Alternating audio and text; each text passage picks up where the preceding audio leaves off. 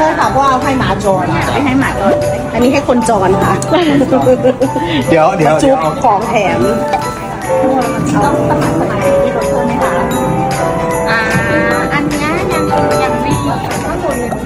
เอานี้ไปใส่เลย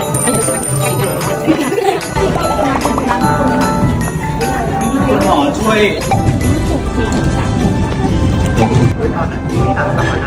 แถมเยอะมากชอบเดี๋ยวมาซื้ออีก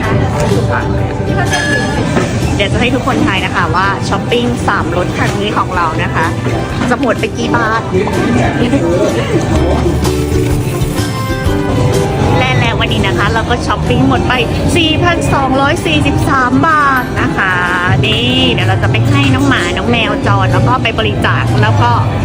เดี๋ยวไปดูการกิจกรรมต่อไปของเรา